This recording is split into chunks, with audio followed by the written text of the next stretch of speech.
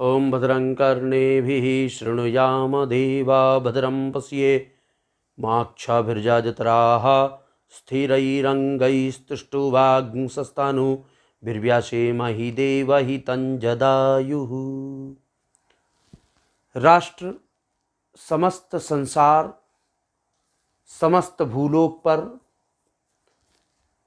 सभी प्राणियों के लिए, सभी जन सज्जनों के लिए वातावरण प्रकृति के माध्यम से परमात्मा के द्वारा रचित शास्त्रों के विवरण से आप सभी लोगों को, समस्त भक्त वृंद, समस्त सज्जन, समस्त इस धरा के पृथ्वीवासियों को नववर्ष नव संवत्सर की हार्दिक शुभकामनाएं और बधाइयाँ बड़े हर्षोल्लास के साथ में आज हम एक दूसरे को परस्पर बधाई देते हैं और आज हमारी संस्कृति का एक नया अध्याय प्रारंभ होता है। संवत बीतते हैं, आयु बीतती है। संवत बीतते हैं, संवत के अंतर्गत उसमें तिथि नक्षत्र योग लगन मास ये सभी व्यतीत होते हैं और सभी जितने भी इसमें शुभ कार्य हैं वो करने का अवसर हमको सर्वथा प्राप्त होता है। आज हम अत्यंत प्रसन्न है क्योंकि आज हमारा नववर्ष नव संवत्सर आ गया है। इस नव संवत्सर में प्रकृति हरित हो जाती है, एक एक कली पत्ता बनने लग जाती है, कली निकलने लग जाती है। आम की फसल जो होती है वो उसकी उत्पत्ति का प्रथम कारक होता है और फलों का राजा आम है। जब राजा उत्पन्न होता है तो प्रजा तो वैसे ही मीठी हो जाती है।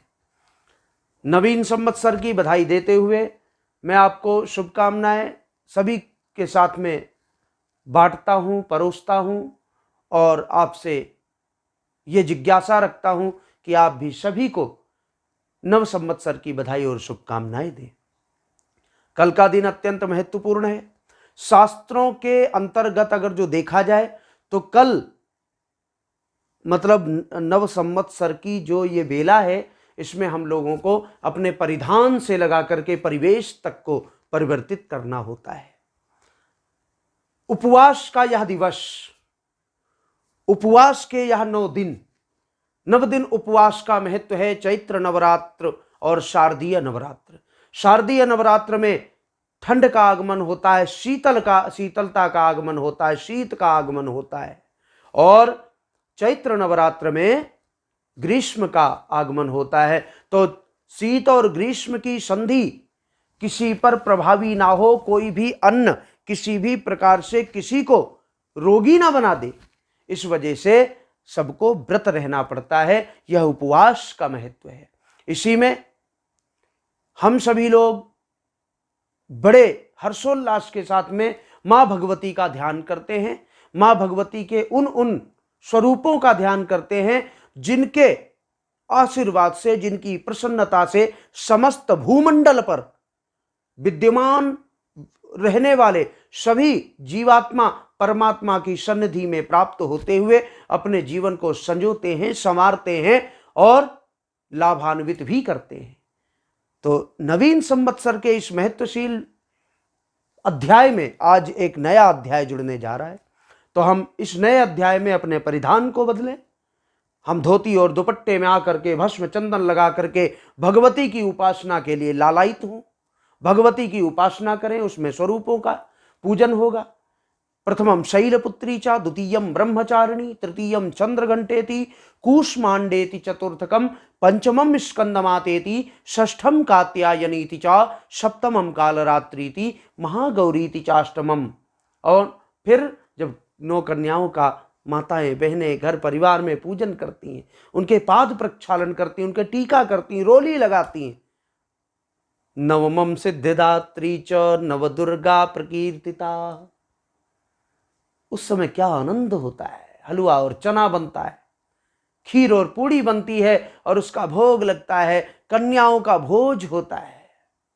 वह अत्यंत सुलभ सुखदाई है, आनंद कारक है और आपके जो मन में व्यथाएं हैं विह्वलता है वह सब नष्ट हो जाती है और उस समय एक उत्पत्ति होती है। वह उत्पत्ति है प्रसन्नता की, वह उत्पत्ति है आपके नए अध्याय की, वह उत्पत्ति है आपके दिव्य श्रृंखला की। तो आइए हम नव संवत्सर की सभी एक दूसरे में परस्पर बधाई बांटें, बधाई को लें, बधाई प्रेषित करें, शुभ कामनाएं दें, शुभ कामनाएं लें, शुभ ही शुभ हो ऐसी कुछ उपासना करें। उपासना कैसी करनी है कि सब शुभ हो, सब मंगल हो।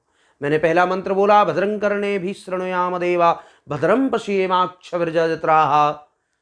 समस्त संसार में भद्र हो, समस्त संसार सुख में हो, समस्त संसार चेतना में हो। और वो चेतना सबसे पहले प्राप्त करते हैं, वह आशीर्वाद भी सबसे पहले वह लोग प्राप्त करते हैं जो नियमतः संयमतः अपने कार्य को प्रकृति के अनुरूप चलाने का प्रयत्न करते हैं। तो यह 9 दिन हमारे जीवन के वह 9 दिन होते हैं जिनमें हम नवनिधियां प्राप्त करते हैं, अष्ट सिद्धियां प्राप्त करते हैं, रिद्धि हमारे घर में आती है और हम यश कीर्ति वैभव लक्ष्मी सुख संपदा ज्ञान बुद्धि विद्या विवेक आदि से संपन्न होते हैं। तो आनंद नाम संवत्सर की ये आनंदमयी वेला में हम निरंतर आनंद लें। कुछ लोगों का मतभेद है कि राक्षस नाम संवत्सर है कि आनंद नाम संवत्सर है। तो सबसे पहला जो इसका प्रथम स्वरूप बनता है वह आनंद नाम संवत्सर है और आनंद में तो परमानंद वास करते हैं। एक विधि होती है, वह विधि है कि 6 मासिक में परिवर्तन होने वाले संवत। तो 6 मास के बाद में हम राक्षस बोल सकते हैं। 6 मास तक हम आनंद नाम संवत्सर का उद्घोष करेंगे। संकल्प में हमारा आनंद आता है तो हमारा आनंद है परमात्मा। आनंद नाम संवत्सर की सभी भक्त वृंदों को, माता के भक्तों को, सभी जगत के वासियों को दिव्य आनंद की, दिव्य आनंद उत्सव की, दिव्य आनंद आगमन की अत्यंत शुभकामनाएं प्रेषित करता हूं। और यह मां भगवती के श्री चरणों में मैं प्रार्थना करता हूं जो अस्वस्थ हो उनको स्वस्थ करें, जिनको आरोग्यता की प्राप्ति है उनको आरोग्यता प्रदान करें, जो रोगी हैं उनको निरोग्य बनाए, जो असमर्थ है उनको सामर्थ्य प्रदान करें मां भगवती, जो असहाय हैं उनकी सहाय बने, जो धनहीन है उनके ऊपर धन की कृपा हो, जो बलहीन है उनको बल प्राप्त हो, जो ज्ञानहीन है उनको ज्ञान प्राप्त हो, जो विद्याहीन है उनको विद्या प्राप्त हो, जो बुद्धिहीन है उनको बुद्धि प्राप्त हो, जो मूर्ख हैं वो ज्ञानी बन जाएं, अज्ञात शत्रु अजात शत्रु इनका सबका दुरागमन हो, दूर भाग जाएं और किसी भी प्रकार से प्रत्येक व्यक्ति जो आपका भक्त है माता वो छल छिद्र कपट ईर्ष्या द्वेष से भिन्न हो जाए और आपके श्री चरणों में उसकी प्रीत लग जाए, उसका प्रेम जागृत हो जाए, आपके चरण की रज उसको प्राप्त हो जाए। मैं यही प्रार्थना करता हूँ नवीन संवत की, नए संवत के अध्याय की और आज नए अध्याय की प्रारंभ में मैं आनंद नाम संवत्सर की सबको शुभकामनाएं अर्पित करता हूँ। और मैं चाहता हूँ कि आप सभी लोग समूल विश्व के लिए, समूल अपने समस्त सज्जनों के लिए प्रार्थना करें, मां भगवती के स्वरूपों का पूजन करें, नव स्वरूपों का पूजन करते हुए उनके श्री चरणों में यह निवेदन करें कि समस्त संसार सुखी हो, समस्त संसार निरोग्य हो। उसमें हम भी हैं। जब समस्त संसार के लिए आप प्रार्थना करेंगे तो सबसे पहला नंबर आपका आने वाला है। जय माता दी।